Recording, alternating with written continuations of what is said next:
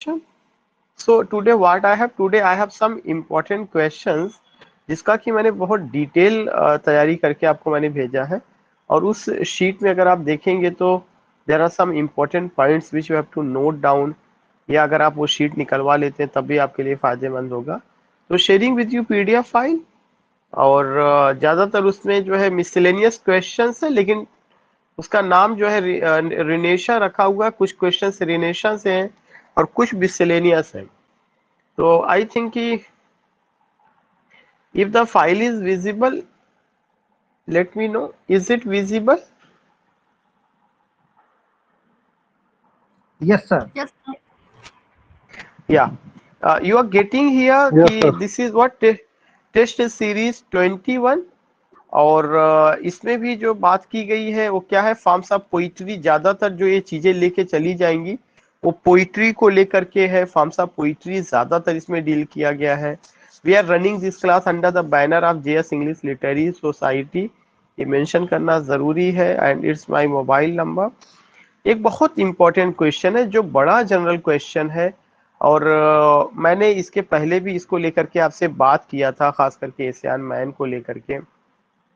ये एक ऐसा क्वेश्चन है जिससे आपको ये ध्यान में रखना है कि इफ आई से कि एन एशियन मैन, तो तुरंत आपके माइंड में आना चाहिए कि एशियन मैन किसका कंपोजिशन है, अलेक्जेंडर पोप का है। और अलेक्जेंडर पोप ने एशियन मैन के अलावा essay on criticism, rape of the lock, Dunciad, epistle to doctor Arbuthnot, तमाम इंपॉर्टेंट पोएम्स उन्होंने क्या किया हुआ, उन्होंने लिखा है।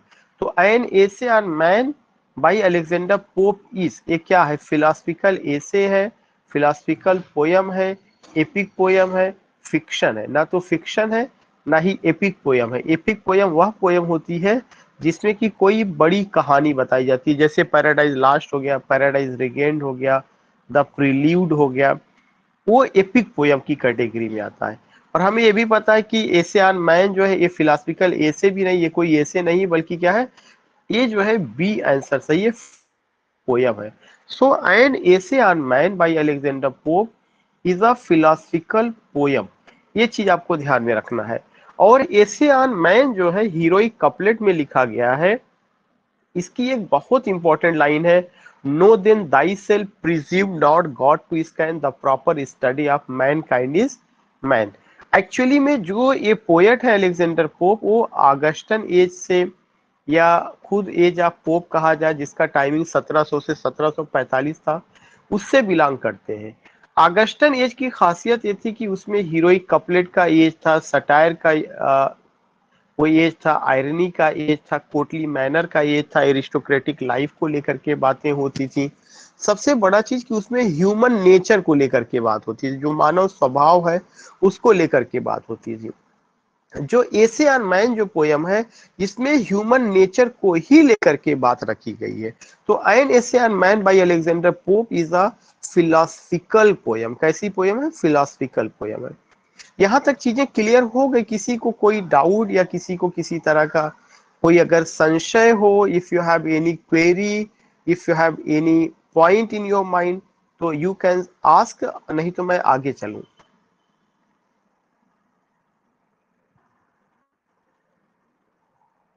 ओके, नाउ क्वेश्चन नंबर 2 है, how many lines are there in Milton sonnet.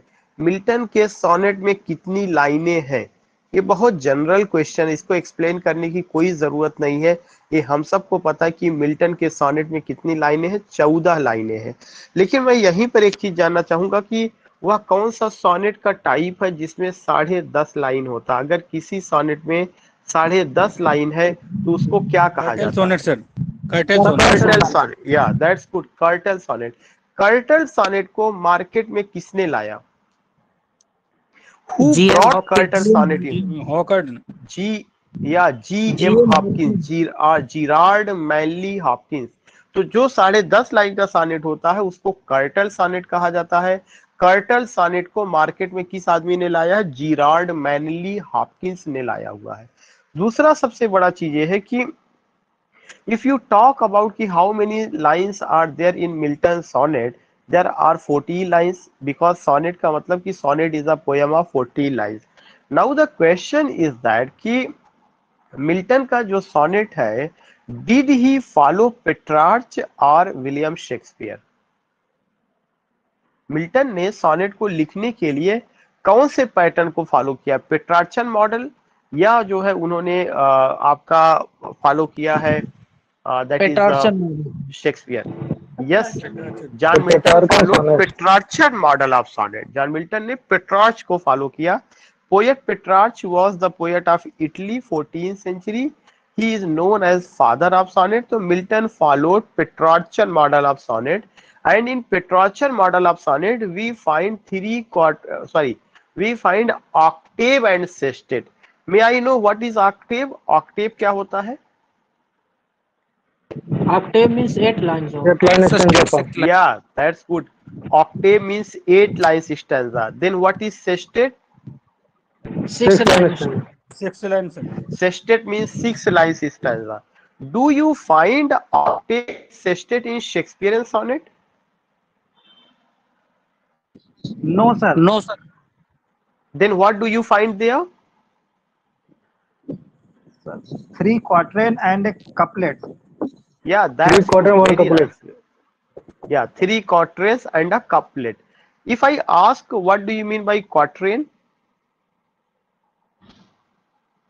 4 lines, sir. Stanza 4 lines. Yeah, I stanza 4 lines. Yeah, again I would like to tell you, whenever you talk about John Milton followed Petrarchan model of sonnet. Which model of sonnet? Petrarchan model of sonnet.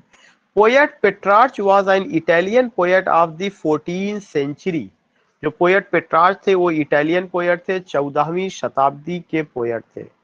Second important point I would like to tell you कि जब भी हम poet पेट्रार्च की बात करते हैं, the credit goes to that man to compose sonnet for the first time in the world. Second important thing, he divided his sonnets into 2 parts, octave and sestet. Octave is a stanza of 8 lines and sestet is a stanza of 6 lines. उनका जो sonnet का rhyme pattern था A B B A C D E, sometimes C D C. और ये point मैंने कई बार repeat किया, एक बार नहीं कई बार रिपीट किया, कई बार मैंने बताया है। और आज आप इस मुझे अच्छा लग रहा है कि आप कम से कम इस कंडीशन में है कि अगर मैं उससे जुड़ा हुआ क्वेश्चन पूछ रहा हूं तो आपका कॉन्सेप्ट क्लियर है, चीजें निकल करके आ रही हैं। दूसरा चीज की दूसरा जो पैटर्न ऑफ सोनेट था वो शेक्सपियरियन पैटर्न ऑफ सोनेट था। In Shakespearean pattern of sonnet we find that there are 3 quatrains and a couplet. Quatrain means 4 lines stanza, couplet means 2 lines stanza. और हम देखते हैं जो उसका राइम स्कीम है वह क्या था, वह जो है A B C D E F G G. John Milton did not follow whom? John Milton did not follow William Shakespeare. John Milton followed Petrarch. Second important point कि अगर एक क्वेश्चन आता है कि who introduced sonnet in England, then what will be the answer? Who introduced the sonnet in England? Sir Thomas Wyatt. Sir Thomas Yacht. We have to pronounce yacht. W-Y-A-T-T. Sir Thomas Yacht introduced sonnet into England. उन्होंने sonnet को introduce किया हुआ था। Sir Thomas Yacht ने जो sonnet England में लाया था वो किसके मॉडल पर आधारित था? Sir Thomas Yacht introduced sonnet into या पेट्रार्चन मॉडल पर आधारित था। या इसका मतलब ये हुआ कि जब सोनेट इंग्लैंड में आता है सर थॉमस यॉट के द्वारा, तो सर थॉमस यॉट ने जो पैटर्न फॉलो किया था वह कौन सा पैटर्न था? पेट्रार्चन मॉडल को उन्होंने फॉलो किया हुआ था, वही 3 क्वार्टेंस और कपलेट। लेकिन वो कौन सा पहला शख्स है who was the first poet that introduced 3 quatrains and a couplet? वो कौन सा पहला शख्स है या कौन सा पहला पोएट है जिसने सोनेट में 3 क्वार्टेंस और एक कपलेट को जन्म दिया? Sir Henry Howard Earl of Surrey sir. Yeah Henry Howard Earl of Surrey. Henry Howard ये उनका नाम हो गया। अर्ल का मतलब होता है गवर्नर, सरे जो है जगह का नाम था। सरे नाम की जगह के गवर्नर या अर्ल कौन थे? हेनरी होवार्ड थे। तो हेनरी होवार्ड अर्ल ऑफ सरे ने जो है क्या किया हुआ था, उन्होंने सोनेट को ऐसा उसकी स्ट्रक्चर में चेंज किया, 3 क्वार्टेंस और एक कपलेट लाते हैं, बाद में उसको शेक्सपियर फॉलो करते हैं और वो जो है शेक्सपियरियन सोनेट के नाम से फेमस हो जाता है। नेक्स्ट पॉइंट, अगर मैं कुछ कलेक्शन आपसे जानना चाहूं कि आखिर जो है ये सोनेट किसने लिखा, if I ask you a question, who has written Tottel's Miscellany? Tottel's Miscellany collection of sonnet है, टॉटल्स मिससेलेनी किसने लिखा है? Spenser sir. No, Tottel's Miscellany sir Thomas Wyatt और Henry Howard Earl of Surrey का जो sonnet था उसी का कलेक्शन जो है टॉटल्स मिससेलेनी के नाम से आता है। टॉटल पब्लिशर का नाम था, मिससेलेनी माने मिला हुआ।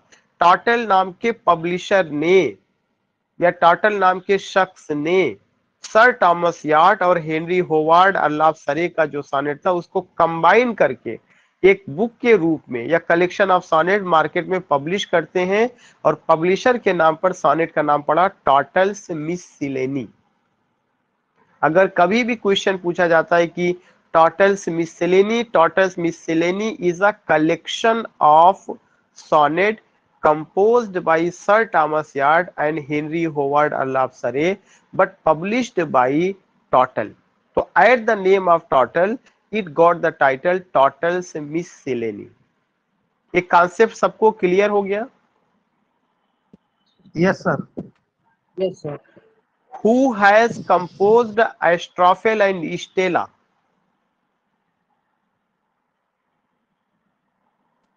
Sir Philip Sydney.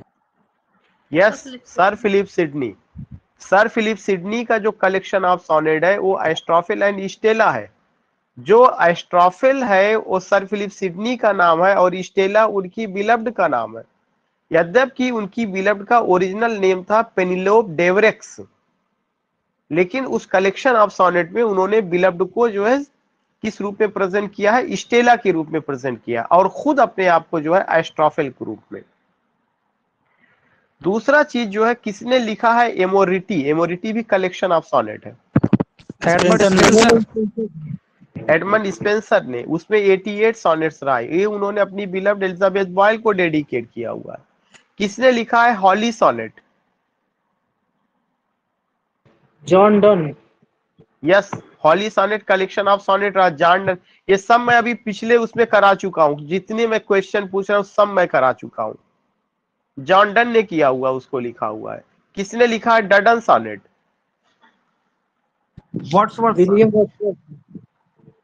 वर्ड्सवर्थ ने डडन सोनेट लिखा हुआ है। Duddon is the name of river. Duddon is the name of river. Yeah Duddon is the name of the river, that's good. Duddon एक नदी का नाम है, वो जो है उस पे उन्होंने उस पे वहां पे उसको किया हुआ है। Second important point I want to tell you, I just want to know कि अगर आप ये जितने कलेक्शन ऑफ सोनेट है, Duddon sonnet, holy sonnet, Amoretti, Astrophel and Stella, Tottel's Miscellany, but there are some important sonnets which I would like to tell you. एक तो आपका sonnet रहा है पाइड ब्यूटी, उसको किसने लिखा है और किस तरह के सोनेट का? या उसको जी.एम. हॉपकिंस ने लिखा, Gerard Manley Hopkins. Pied beauty, pied beauty किस कैटेगरी में आता है? 10.5 लाइन। कर्टल, या 10.5 line, curtal sonnet. Curtal sonnet, curtal sonnet को मार्केट में लाने वाले जी.एम. हॉपकिंस थे। जी.एम. हॉपकिंस मॉडर्न एज के पहले पोएट थे और जो है उनका जो सोनेट का एग्जांपल है कर्टल सोनेट का, दैट इज पाइड ब्यूटी। किसने लिखा है the world is too much with us? Wordsworth sir. William Wordsworth ने लिखा the world is too much with us. Petrarchan model of sonnet पर आधारित है। किसने लिखा हुआ है मिल्टन और लंदन 1802? ये भी सोनेट है।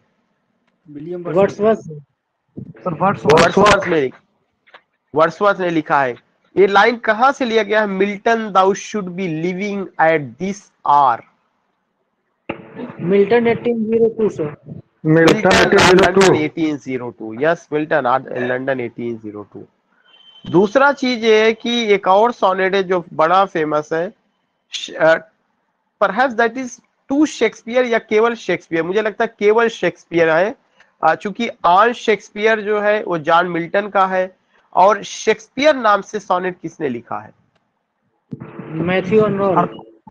मैथ्यू अर्नोल्ड, जिसमें वो लाइन कहते हैं कि others abide our question thou art free, वो किसका? मैथ्यू अर्नोल्ड का है। तो कुल मिला करके जब आप एक चीज को डिस्कस कर रहे हैं तो ऐसा नहीं है कि आप केवल एक क्वेश्चन, मैं बार बार ये कहता हूं कि you are not getting a question, उस पर हम जब आपका करा देंगे, बहुत सारा कुछ आपको याद रहेगा, तो मुझे रिवीजन कराने में आसानी होगी। और आपकी एक्टिवनेस, आपका पार्टिसिपेशन जो है देख करके I am just glad you can say कि बहुत आदमी जब होता रिस्पांस तो उसको खुशी होती है। एक मेरा क्वेश्चन ये है कि किसने विलियम शेक्सपियर के बारे में कहा कि Shakespeare unlocked his heart in his sonnet? Sir Wordsworth. या विलियम वर्ड्सवर्थ। ये बात विलियम वर्ड्सवर्थ ने कहा है कि Shakespeare unlocked his heart in his sonnet. Next point अगर मैं आपसे बात करूं, पुर्तगीज सोनेट किसने लिखा है? कलेक्शन ऑफ सोनेट रहा है। Elizabeth Barrett Browning sir. Yes, Elizabeth Barrett Browning was the wife of Robert Browning sir. Dramatic monologue. Yeah Robert Browning का। नाउ यू आर गेटिंग, यहाँ पे अब हम लोग वापस चलते हैं अपनी शीट पर। क्वेश्चन नंबर 3 आप देखते हैं, यहां से भी मैं कई क्वेश्चन पूछूंगा। Thomas Gray was a romantic poet, modern poet, Victorian poet, transitional poet. बहुत इंपॉर्टेंट क्वेश्चन है, कई बार ये पूछा जा चुका है कि टॉमस ग्रे किस तरह के पोएट थे? टॉमस ग्रे ट्रांजिशनल पोएट थे। अब सवाल ये उठता है कि ट्रांजिशनल पोएट कौन होता है? जो अपने समय में, जो अपने वक्त में परिवर्तन लाता है, उसको ट्रांजिशनल पोएट कहा जाता है। जैसे चौसर को भी ट्रांजिशनल पोएट कहा जाता है, या चौसर के एज को ट्रांजिशनल पीरियड कहा जाता है, क्योंकि उनके एज में जो है काफी बड़ा परिवर्तन देखने को मिलता है। अब कैसे जो है टॉमस ग्रे ट्रांजिशनल पोएट थे? इसलिए टॉमस ग्रे ट्रांजिशनल पोएट थे कि टॉमस ग्रे किस एज से बिलोंग करते हैं? ऑगस्टन एज से बिलोंग करते हैं। ऑगस्टन एज का मतलब एज ऑफ अलेक्जेंडर पोप, जिसको सूडो क्लासिकल या नियो क्लासिसिज्म के भी नाम से जाना जाता है। सूडो क्लासिसिज्म या नियो क्लासिसिज्म। और इसमें जो है क्या किया गया था, जो क्लासिकल एज का जो लिटरेचर था, जो पोइट्री लिखने का तरीका था, जो किंग ऑगस्टस जो रोम के शासक थे, उनके समय में जो पोएट्स ने तरीका इजाद किया था, इट वाज इमिटेटेड या इट वाज फॉलोड, उसको फॉलो किया गया था। लेकिन उसी समय एक ऐसा ग्रुप ऑफ पोएट्स आते हैं जिनको हम प्री रोमांटिक पोएट्स के नाम से जानते हैं, जिसमें जेम्स थॉमसन, टॉमस ग्रे और आपके जो है विलियम कॉलिंस, और एक नाम जिन्होंने डिजर्टेड विलेज करके लिखा था, ओलिवर गोल्डस्मिथ।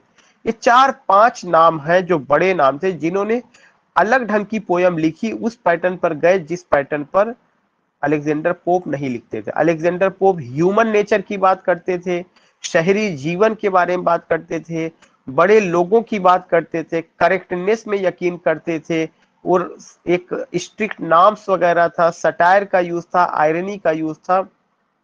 वहीं पर हम देखते हैं कि जो टॉमस ग्रे हैं, वो जो है क्या है कि गांव के कब्रिस्तान में बैठ करके जो पुअर विलेजर्स हैं, who have left this world, who are no more in this world, गांव के उस कब्रिस्तान में बैठ करके उनके प्रति अपनी सिंपैथी दिखाते हैं।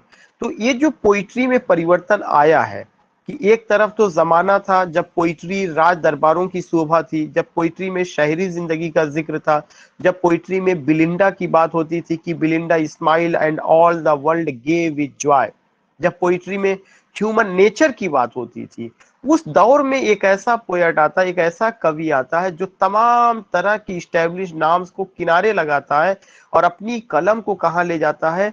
गांव के उस खूबसूरत मंजर में ले जाता है जहां पर कि शाम का वक्त है, किसान खेतों से काम करके अपने घरों को वापस आ रहे हैं, जो जानवर हैं वो भी जो है फील्ड से अपने आप कह सकते हैं कि अपने चारे को या चर करके या अपने कामों को समेट करके वे भी वहां से वापस आ रहे हैं। और गांव के एक कब्रिस्तान में एक पोएट अकेले उदास बैठा हुआ है और उसकी सिंपैथी गांव के उन लोगों की तरफ है जिन लोगों को जिनने एक ऐसी जिंदगी गुजारी है जो लग्जूरियस नहीं थी, जो लस्टफुल नहीं थी, जो बिलिंडा जैसी नहीं थी, जो एरिस्टोक्रेटिक नहीं थी, जिनमें कोर्टली मैनर नहीं था। और वो कहते भी हैं कि इस कब्रिस्तान में बहुत सारे मिल्टन दफन है, बहुत सारे ओलिवर क्रॉमवेल दफन है, लेकिन ये मिल्टन या ओलिवर क्रॉमवेल इसलिए नहीं बन पाए कि इनको मौका नहीं मिला। अगर इनको भी मौका दिया गया होता तो they will be what, they will be Oliver Cromwell and John Milton. तो अपनी कलम को ऐसे सब्जेक्ट मैटर पर चलाना, ऐसी चीजों को लेकर के बात करने की वजह से उनको क्या कहा गया, उनको जो है ट्रांजिशनल पोएट कहा गया। बाकी मैं एक्सप्लेन कर दे रहा हूं कि transitional poet he belongs to Augustan age, किस एज से बिलोंग करते हैं, ऑगस्टन एज से। किस कौन, टॉमस ग्रे 1700 से 1745। He was the leading poet of pre romantic poetry, pre romantic poetry के लीडिंग पोएट रहे हैं। He wrote against the poetic norms of Pope, उन्होंने पोप के पोइटिक नाम्स के अगेंस्ट में लिखा। And got name and fame as transitional poet, और transitional poet के रूप में वो इस्टेब्लिश हुए जो है।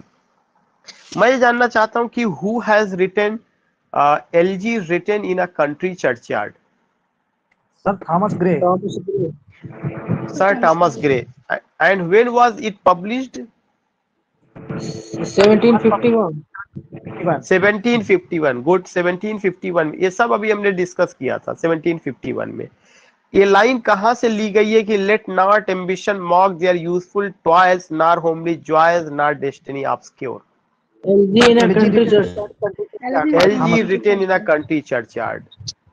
In which poem the poet warns the rich people not to laugh at the condition of the poor people? किस पोयम में कवि वार्न करता है अमीरों को कि गरीबों की गुर्बत पर आप मत हंसिए? LG written in a country church. LG written in a country churchyard. What figure of speech do you point the pluff man homeward plots his weary way? किसान थके हुए रास्तों से वापस। ट्रांसफर। क्या या अगर आपको याद होगा, ये सब मैं करा चुका हूं जितना मैं भी पूछ रहा हूं। I have done, I have gone, ये पूरा का पूरा चीज जो है। Who was the first pre romantic poet? Thomas Gray, sir. Thomas Gray sir. No no no no, James Thomson. James Thompson. James Thomson का वर्क था द सीजन। जो द सीजन था वो 1726 में उन्होंने लिखना शुरू किया था, 1730 में कंप्लीट हुआ है। और जेम्स थॉमसन का 1726 से 1730 के बीच का जो उनका जो पोयम था वो द सीजन के नाम से आता है। सबसे पहले पोएट प्री रोमांटिक वो जेम्स थॉमसन थे। उन्होंने ही ट्रांजिशनल पोइट्री का शुरू किया परंपरा। नेचर को लेकर के बात किए, एक्सटर्नल ब्यूटी ऑफ नेचर को लेकर के उन्होंने उसका जिक्र किया। So in this way you find. मेरा लास्ट क्वेश्चन है जो इससे रिलेटेड है कि LG written in a country churchyard is written in blank words, heroic couplet or free words? Heroic couplet, sir.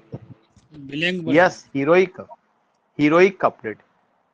Blank words में नहीं है। LG written in a country churchyard is written in heroic couplet। कई बार मैं बताया हूं, कई बार मैं करा चुका हूं। और हीरोइक कपलेट में वो है। क्यों हीरोइक कपलेट में लिखा गया है? क्योंकि वो ऑगस्टन एज से बिलोंग करते हैं।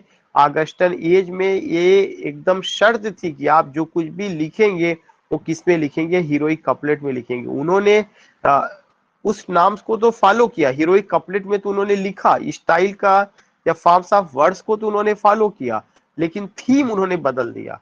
उन्होंने जो है शहरी जीवन को ना लेकर के ग्रामीण अंचल की, गरीबों की, पुअर विलेजर्स की, रस्टिक पीपल की उन्होंने बात की हुई है। तो मुझे लगता है आपको इतना यहां तक क्लियर हो गया है सारे points. Yes, sir. Yes sir. Now we find एक, ये बहुत क्वेश्चन नंबर 4 बहुत इंपॉर्टेंट है, बहुत इंपॉर्टेंट है, सबके लिए इंपॉर्टेंट है। इसमें हम क्वेश्चन कम पूछेंगे, एक्सप्लेन ज्यादा करेंगे। कारण है कि अभी तक इस पर मैंने बहुत बात नहीं किया है आपकी क्लास में, UGC नेट में, या कभी किसी जमाने में जब मैं प्रैक्टिकल क्रिटिसिज्म 3rd ईयर में था, पढ़ाता था, तो वहां मैंने बात किया है।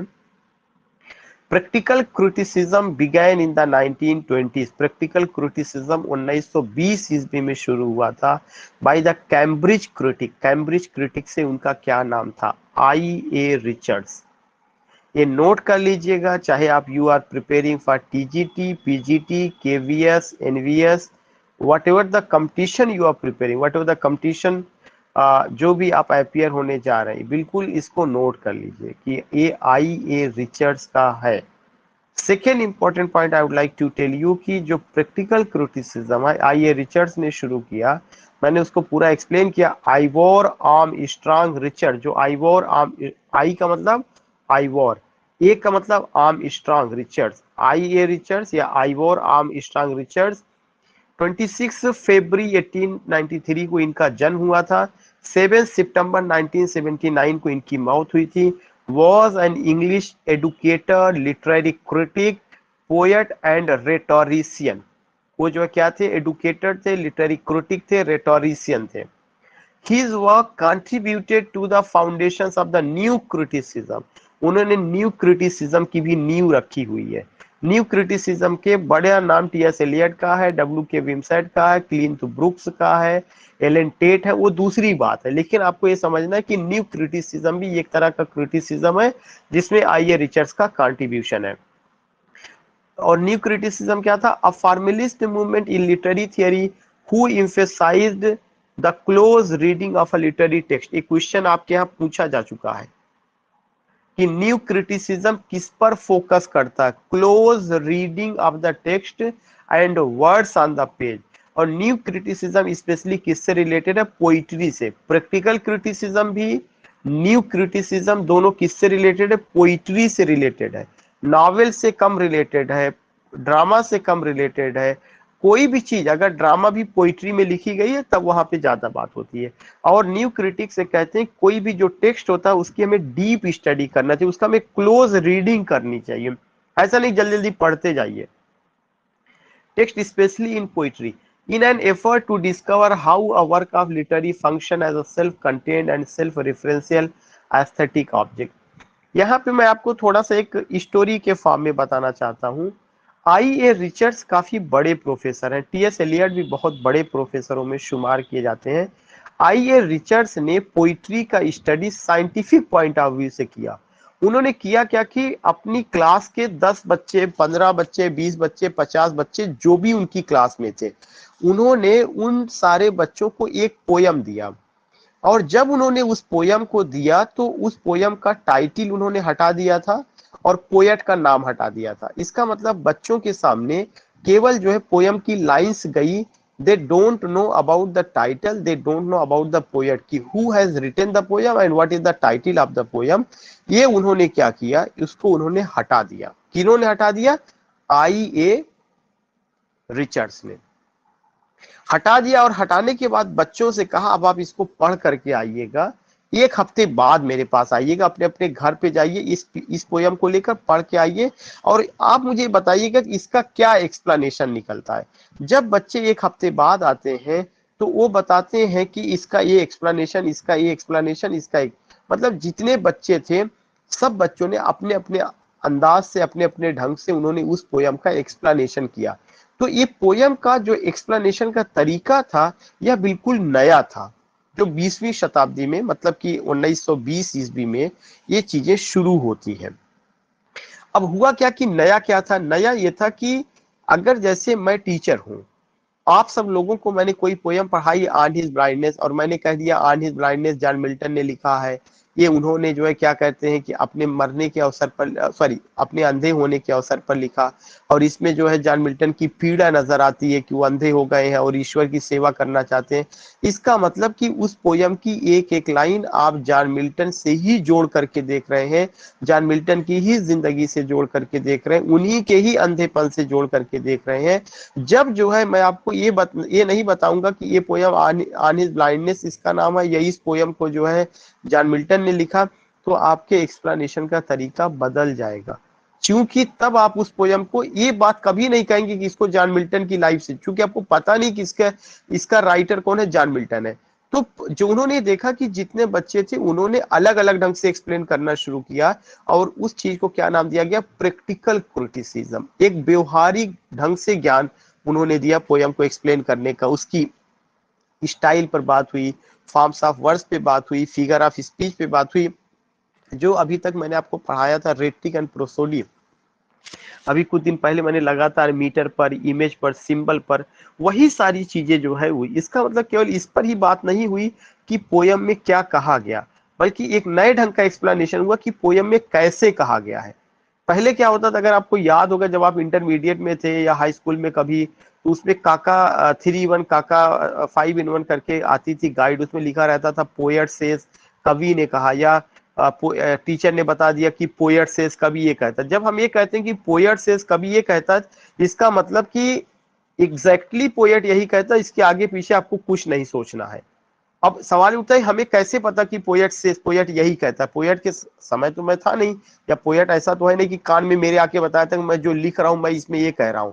पोइट्री की लाइनें इतनी कॉम्प्लेक्स होती है उसको आसान नहीं समझना, तो वी कांट क्लेम कि पोएट सेज इस तरह से। इसीलिए अब जब से प्रैक्टिकल क्रिटिसिज्म आया तो एक्सप्लेनेशन में ये हो गया कि प्रोबेबली पोएट सेज, शायद कभी ये कहता है, क्योंकि ये भी हो सकता है, ये भी हो सकता है, ये भी हो सकता है, ये भी हो सकता है, तमाम तरह की चीजें जो है। तो ये इस तरह का एक एफर्ट किया गया, किसके द्वारा किया गया, आई.ए. रिचर्ड्स के द्वारा। और उसमें ये दिखाया गया कि जो पोयम का जो आउटर ब्यूटी है, जो उसका स्टाइल है, जो पोयम का अपना जो है उसका जो साउंड है, सेटिंग है, फॉर्म ऑफ वर्ड्स है, खुद फॉर्म्स ऑफ द पोयम है, इस पर बात बहुत ज्यादा की गई।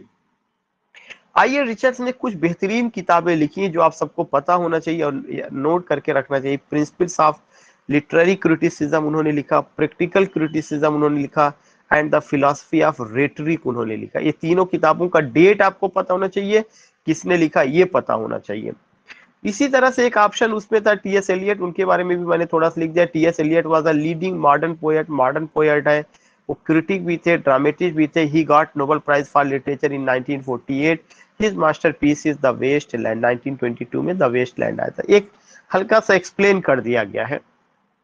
फिर है कि John Dryden, John Dryden was the first official poet. John Dryden पहले ऑफिशियल पोएट थे। 1668 ईस्वी में उनको पदवी दी गई थी चार्ल्स सेकंड के द्वारा। किस एज के, रेस्टोरेशन एज के। He was a poet critic, वो पोएट है, क्रिटिक और ड्रामेटिस्ट थे। हिज मास्टरपीस इज अब्सलम एंड एचीटोफेल, 1681 में आया है। All for love is his famous heroic tragedy, all for love उनका फेमस हीरोइक ट्रेजेडी है। आपको इसमें मैंने काफी डिटेल में बता दिया कि what you have to get, आपको लेना क्या है, क्या चीज समझना है।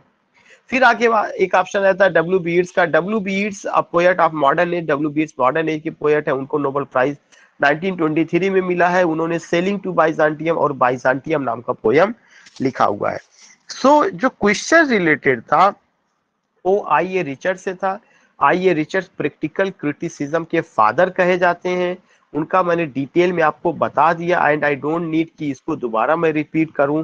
फिर मैंने जो और ऑप्शन थे, T S. Eliot, John Dryden, W B Yeats, उन सबको भी मैंने एक्सप्लेन कर दिया है। अगर आपको इसमें कोई प्रॉब्लम है तब तो आप बताइए, मुझे नहीं लगता कोई प्रॉब्लम। आई थिंक कि मुझे आगे चलना चाहिए, बिकॉज अभी 4 पेज मुझे कवर करने हैं। किसी को कोई problem? No sir. No sir. ठीक है, ये सेक्शन आप रिपीट कर लीजिएगा। मैं कभी भी इस सेक्शन से क्वेश्चन पूछ सकता हूं। Father of practical criticism IA. Richards. IA. Richards ने कौन कौन सी किताबें लिखी हुई है? आई.ए. रिचर्ड्स ने प्रैक्टिकल क्रिटिसिज्म 1929 में आई है। प्रिंसिपल्स ऑफ लिटरेरी क्रिटिसिज्म 1924 में आई है। द फिलॉसफी ऑफ रेटरिक 1936 में। आई.ए. रिचर्ड्स ने न्यू क्रिटिसिज्म में भी कंट्रीब्यूट किया हुआ है। और न्यू क्रिटिसिज्म में formal study of the poem होता है, close reading of the text होता है। न्यू क्रिटिसिज्म किससे रिलेटेड है? पोइट्री से रिलेटेड है।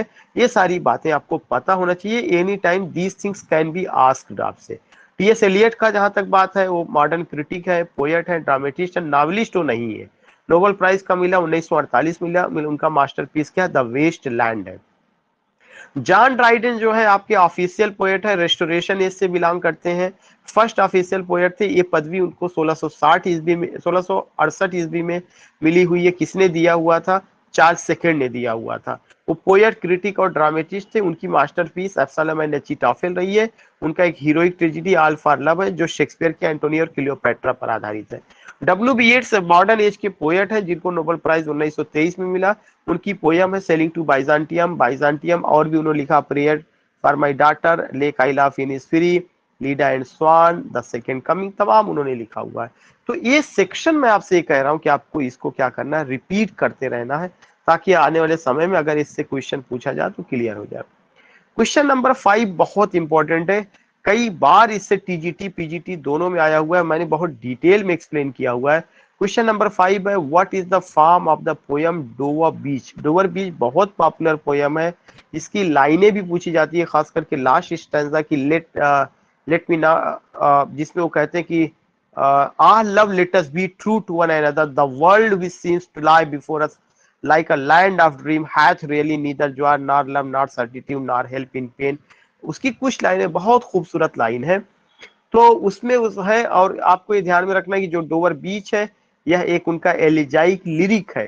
तो इसमें पूछा गया कि डोवर बीच कैसी पोयम है, एपिक पोयम है, पेस्टोरल पोयम है, नैरेटिव पोयम है, या ड्रामेटिक मोनोलॉग फॉर्म में। तो ये एक तरह से ये ड्रामेटिक मोनोलॉग फॉर्म में। क्यों ड्रामेटिक मोनोलॉग फॉर्म में है?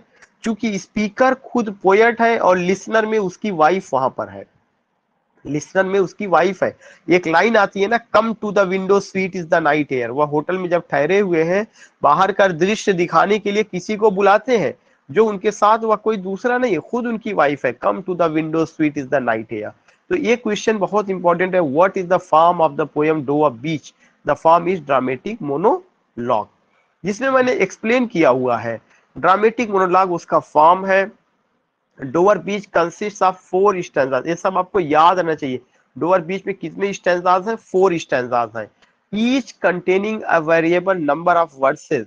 इसमें नंबर ऑफ वर्सेस हैं अलग अलग। The first stanza has 40 lines, पहले स्टैंजा में कितनी लाइन है?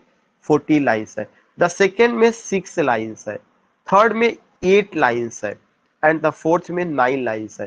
तो अगर आप देखेंगे 14 लाइन प्लस 6 20 लाइन, 20 8 28 लाइन, 28 और 9 37, 28 और 9 9 8 17 37 लाइन। तो टोटल जो पोयम है वो कितनी लाइनों में? 37 लाइन्स में है। कितने स्टैंजाज में है? 4 स्टैंजाज में है। पहले स्टैंजा में 14 लाइन्स है, दूसरे में 6 लाइन्स है, तीसरे में 8 लाइन्स है, और फोर्थ में 9 लाइन्स है। There is no apparent rhyme scheme, इसका राइम स्कीम बहुत क्लियर नहीं है, but rather a free handling of the basic iambic pattern. Dover Beach is written from the perspective of a person. Dover Beach एक आदमी के नजरिए से लिखा गया है, who is addressing his beloved throughout the poem, जिसमें उसने अपने बिलव्ड को एड्रेस किया। कुछ लोग कहते हैं उनकी बिलव्ड उस होटल में उनके साथ रुकी थी, कुछ लोग कहते हैं कि उनकी अपने पत्नी रुकी हुई थी, इसीलिए probably his beloved or wife. The speaker may be poet himself, जो स्पीकर है पोएट खुद है। The speaker's feelings and concerns reflect his melancholy, करें कि जो पोयम है उसमें जो है पोएट की मेलंकोली यानी उसका दुख, over the fact that the world is losing something important. यही सबसे इंपॉर्टेंट पॉइंट है, दुनिया जो है कुछ ना कुछ चीजें खो रही है। एक्चुअली में जो विक्टोरियन एज था, it was the age of doubt, dispute and distraction. It was the age of the conflict between science and religion. It was the age of the losing of the moral values.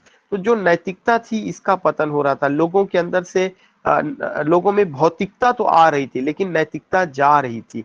तो जो नैतिकता खो रहे थे लोग, उसकी वजह से जो है पोएट बहुत ज्यादा परेशान है, और उसको लेकर के वह लैमेंट करता है, क्राई करता है।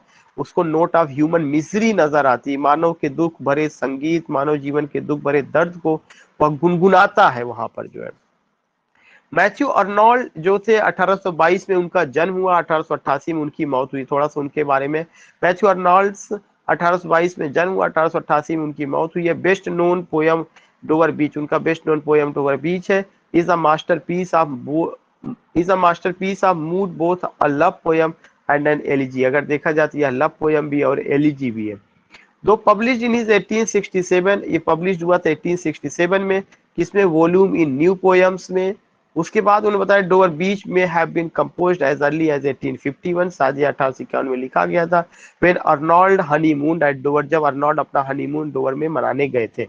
The tone of Dover beach is melancholic, ये चीज ध्यान में रखिएगा, उसका जो टोन है मेलंकोलिक है, and to certain extent even tragic, अगर देखा जाए तो ट्रेजिक भी है। The predominant mood of despair, पूरे के पूरे पोयम में डिस्पेयर और ग्लूम, दुख नजर आता है, pervades throughout the poem, पूरे पोयम में डिस्पेयर है, ग्लूमी सिचुएशन है, और साथ ही साथ आप कह सकते हैं मेलंकोलिक सिचुएशन है, tragic situation, all this thing. The poem is an example of elegiac poem, ये बहुत इंपॉर्टेंट पॉइंट है, पोयम किसका एग्जाम्पल है, elegiac poem, as it show the poet's lament or loss of faith, और इसमें दिखाया गया कि पोएट जो है क्या करता है, रोता है कि लोगों में विश्वास की कमी रह गई है, लोगों का विश्वास ईश्वर में, लोगों का विश्वास चर्च में, लोगों का विश्वास अच्छाई में, लोगों का विश्वास नैतिकता में, लोगों का विश्वास मानवता में, इस तरह की कोई भी चीज नहीं है, तो उसका वो जिक्र करता है। क्वेश्चन नंबर 6 है, in the poem break break break Tennyson is lamenting, बहुत कॉमन सा क्वेश्चन है कि पोयम जो ब्रेक ब्रेक ब्रेक पोयम है, टेनिशन लैमेंट करते हैं किसके ऊपर, वाइफ के ऊपर, सन के ऊपर, फ्रेंड के ऊपर, या पेरेंट्स के ऊपर, तो उन्होंने अपने दोस्त के ऊपर जो है लैमेंट किया हुआ, उनके दोस्त का नाम आर्थर हेनरी हैलम, ये हम सारे लोग जानते हैं, और उनके दोस्त से उनकी बहन की शादी जो है तय हो गई थी, जो है ये भी हम सब लोगों को पता है। ये भी हमें पता है कि ये जो पोयम है ब्रेक ब्रेक ब्रेक, यह एक हिस्सा है इन मेमोरियम का, जो 1850 में कंपोज की गई है। दूसरा चीज हमें ये भी पता है कि जो पोएट के दोस्त है आर्थर हेनरी हैलम, अगर आप देखेंगे तो आर्थर हेनरी हैलम जो है उनके मित्र भी थे और उनके होने वाले ब्रदर इन लॉ भी थे। यंग एज में वो मरते हैं, जब यंग एज में वो मरते हैं तो जो पोएट का सारो है, जो पोएट का दुख है, उनकी मौत पर उसका उसने जिक्र किया है, और इस पोयम में उसने सी को एड्रेस किया है और सी को पर्सोनिफाइड किया है, जिसमें break break break on the cold grey stones O sea and I would not utter the thoughts arise in me. चार लाइन का 4 स्टैंजा है, टोटल पोयम में 16 लाइंस है, कितना स्टैंजा है, 4 स्टैंजा, एक स्टैंजा में 4 लाइन है, तो ये चीजें हमें ध्यान में रखना है, एक कॉमन क्वेश्चन, इस पे बहुत ज्यादा बात नहीं करना है। नेक्स्ट पॉइंट है कि क्वेश्चन नंबर 7 है, what sort of house will Yeats built at Innisfree in the poem the lake आई लव इनिसफ्री, करें जो पोयम द लेक आई लव इनिसफ्री है, ये W.B. येट्स का पोयम है, उसमें वो किस तरह का घर बनाना चाहते हैं, बहुत फेमस लिरिक है, बहुत ही फेमस लिरिक है। वो जो है ब्रिक हाउस बनाना चाहते हैं, ईंट का घर बनाना चाहते हैं, वुड हाउस बनाना चाहते हैं, लकड़ी का, सैंड हाउस जो है बनाना चाहते हैं, रेतीला घर बनाना चाहते हैं, क्ले एंड वाटर हाउस, तो कैसा घर बनाना चाहते हैं, क्ले एंड वाटर हाउस बनाना चाहते हैं। ये क्वेश्चन बहुत इंपॉर्टेंट है, और ऐसा नहीं कि W.B. येट्स का पोयम इसलिए इंपॉर्टेंट है, लेक आई लव इनिसफ्री बहुत फेमस लिरिक है, लिरिक की वजह से ये पोयम इंपॉर्टेंट है, और ये पोयम हर आदमी को पता होना चाहिए कि ये जो है W.B. येट्स का है और इसमें इस तरह की चीजें हैं। तो what sort of house will Yeats built at Innisfree in the poem the lake आई of Innisfree, I think you got it. देखिए मैंने उसको एक्सप्लेन भी किया, इस पोयम को लेके मैंने काफी एक्सप्लेन किया। क्ले एंड वुड हाउस, जो घर बनाना चाहते हैं क्ले एंड वुड हाउस का, द लेक आई of Innisfree is a 12 line, ये भी आपको पता होना चाहिए कितनी लाइन का पोयम है, 12 लाइन का। अभी मैंने ब्रेक ब्रेक ब्रेक बताया था, कितने लाइन में है, 16 लाइन में सर। कितना स्टैंजा है, 4 स्टैंजा। 4 स्टैंजा, एक स्टैंजा में कितना लाइन है, 4 सर। 4 स्टैंजा है सर, 4 लाइन है सर। 4 लाइन की स्टैंजा को क्या कहा जाता है, quatrain. Quatrain, good quatrain. So you find कि जो ये पोयम है लेक आई लव इनिसफ्री, या एक ऐसी पोयम है जिसमें नेचर, नेचुरल ब्यूटी का जिक्र किया गया है, मैंने काफी डिटेल में इसको यहाँ पे बताने की कोशिश की है। ये पोयम कितनी लाइन में, 12 लाइन में है, W.B. येट्स का पोयम है। विलियम बटलर येट्स इन 1888, विलियम बटलर येट्स 1888 ईस्वी में इस पोयम को उन्होंने लिखा था, और ये पोयम जो है पहली बार नेशनल ऑब्जर्वर नाम की मैगजीन में 1890 में पब्लिश होती है। द लेक आई of Innisfree exemplifies the style of the Celtic revival, ये शब्द बहुत इंपॉर्टेंट, कई बार पूछा जा चुका है, इसको सेल्टिक नहीं पढ़ना, केल्टिक पढ़ना, CELTIC, Celtic revival. Celtic revival का मतलब होता है कि आयरिश लिटरेरी रिनेशा, आयरलैंड में लिटरेचर में जो रिनेशा आया है उस मूवमेंट का नाम था केल्टिक रिवाइवल। बहुत सारे आयरलैंड के पोएट थे जिन्होंने काफी बेहतरीन काम किया था। उसी में से एक W.B. येट्स थे, J.M. सिंज थे, मैडम मॉडगॉन थी, लेडी ग्रेगरी थी, और भी तमाम लोग रहे हैं आयरिश आयरिश उसमें जो है। So I just want to tell you, यहाँ पे केवल ईट्स की बात हो रही है, और वो भी ईट्स की लाइफ को लेकर के बात नहीं हो रही है। ईट्स की एक पार्टिकुलर पोयम है उसमें। अभी मैंने आपसे डिस्कस किया था कि W.B. येट्स को नोबेल प्राइज मिला था, किस साल मिला हुआ था? अभी पीछे वाली सीट, 1900 या 1923 में, 1948, 1923 में, 23, यस 1923 में। 1925 में किसको नोबेल प्राइज मिला था?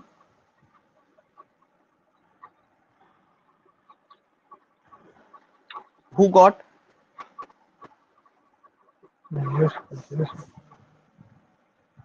Yeah.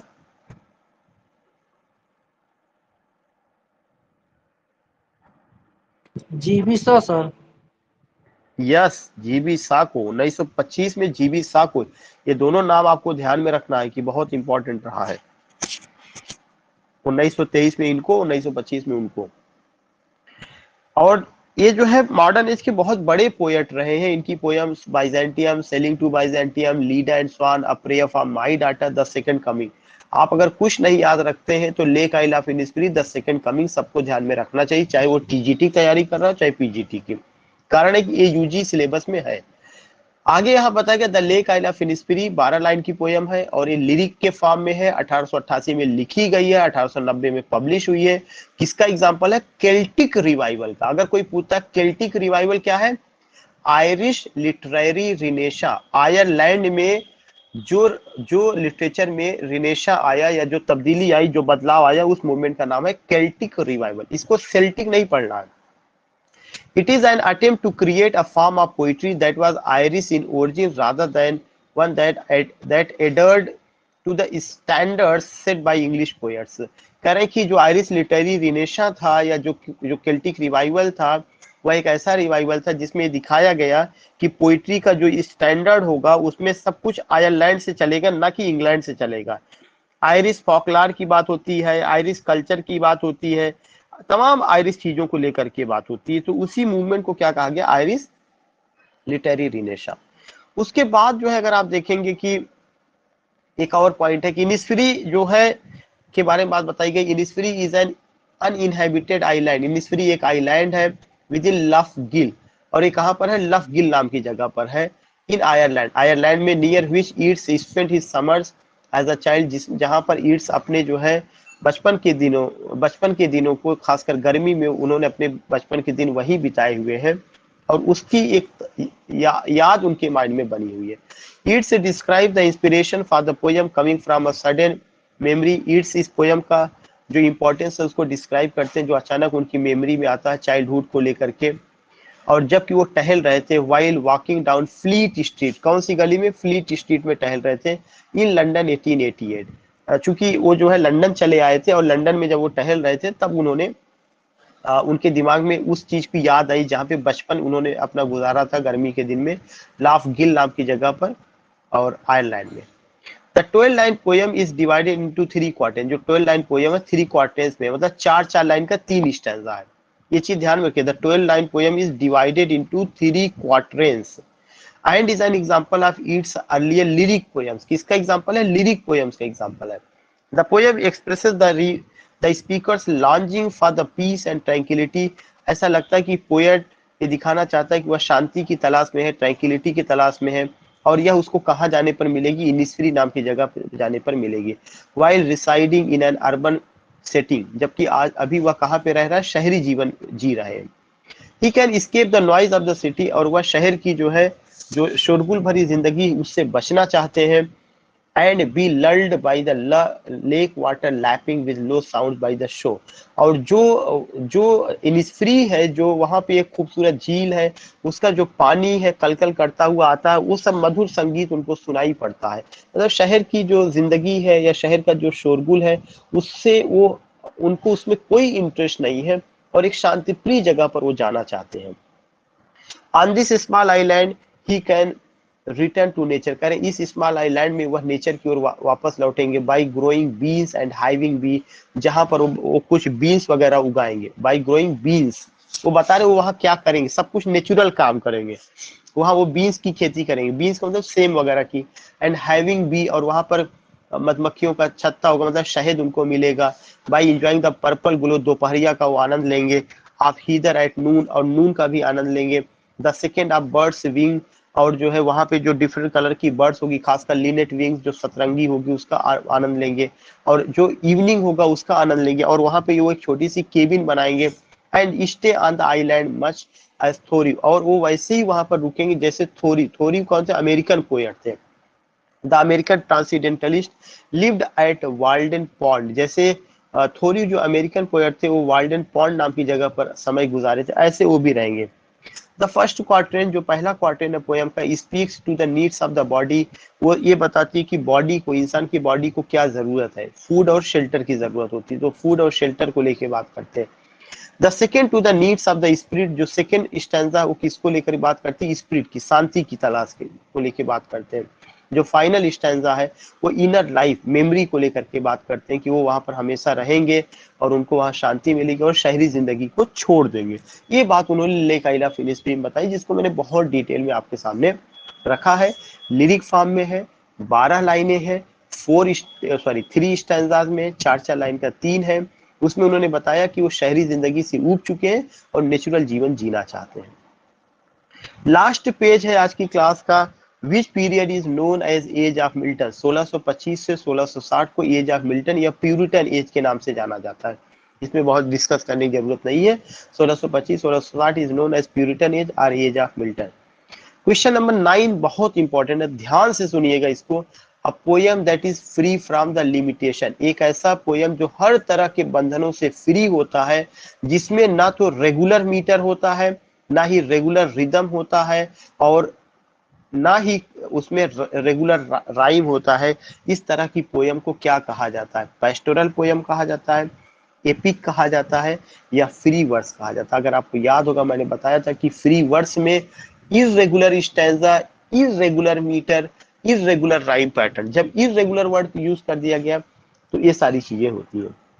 मेरा क्वेश्चन है कि फ्री वर्स को और किस नाम से जाना जाता है इंग्लिश में? अभी मैंने कुछ दिन पहले पढ़ाया था, 1 या 2 दिन पहले, जब रेट्रिक में पढ़ा। Vers libre. मैंने क्वेश्चन पुट अप किया है कि फ्री वर्स को इंग्लिश में किस नाम से जाना जाता है। आप जो नाम बता रहे हैं ये फ्रेंच नाम बता रहे हैं, वर्स लिब्रा उसका फ्रेंच नाम है। Open verse sir. Open form के नाम से जाना जाता है। फ्री वर्स को सबसे पहले किसने इंट्रोड्यूस किया था? Walt Whitman. कौन से वर्क में? लीव्स ऑफ ग्रास में। गुड, वाल्ट विटमैन ने लीव्स ऑफ ग्रास में उसका 1855 में वो आई हुई थी। क्वेश्चन नंबर 10 है, at the end of the lines in a poem the similar sounding words are called. ये भी अभी हम लोगों ने हाल ही में डिस्कस किया था। किसी लाइन के अंत में जो सिमिलर साउंडिंग वर्ड्स होते हैं उसको क्या कहा जाता है? उसको राइम कहा जाता है। मैंने आपको बताया था राइम में masculine rhyme, feminine rhyme, triple rhyme, आई राइम और एंड राइम, ये सब चीजें। जो मास्कुलिन राइम होता है वह लास्ट में होता है मोनोसिलेबिक। इसमें क्या रहे? Eight the end of the lines, किसी भी लाइन के अंत में, इन अ पोयम, खास करके पोयम में, द सिमिलर साउंडिंग वर्ड्स, अगर सेम ध्वनि वाले शब्द आते हैं पहली लाइन में, फिर दूसरी लाइन में, ऐसे तीसरी चौथी, और सेम ध्वनि वाले होते हैं तो उसको क्या कहा जाएगा? मीटर कहा जाएगा, रिदम कहा जाएगा, एलिट्रेशन कहा जाएगा, राइम कहा जाएगा। एलिट्रेशन में लास्ट में नहीं देखा जाता, एलिट्रेशन में पूरी लाइन में देखा जाता है। एलिट्रेशन में होता है कि एलिट्रेशन में वर्ड का साउंड नहीं देखा जाता, लेटर का साउंड देखा जाता है। Alliteration is the repetition of a speech sound in a sequence of near by words. Question number 11 भी बहुत इंपॉर्टेंट है, कई बार पूछा जा चुका है। A short traditional and popular story, एक छोटी सी पारंपरिक और पॉपुलर प्रसिद्ध कहानी इन वर्ष, कविता में जिसके आथर का पता नहीं होता उसको क्या कहा जाता है? बैलड।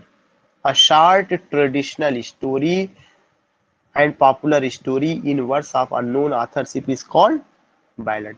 अगर यही लॉन्ग हो जाता तब क्या हो जाता आपका? एपिक। एपिक में लॉन्ग स्टोरी होती है और बैलड में शॉर्ट ट्रेडिशनल स्टोरी होती है। तो इन this way I have done और मुझे लगता है कि आप यू ऑल हैव एंजॉयड। काफी आप लोग आज एक्टिव थे, काफी आपका पार्टिसिपेशन अच्छा था और काफी आपने अच्छा परफॉर्मेंस किया है। पीछे की चीजों को याद करते हैं, रिस्पॉन्स देते हैं तो भी खुशी होती है कि यू आर इंगेज और उसमें चीजों को पूछा जाता रहता है, ये सब चीजें हैं। खैर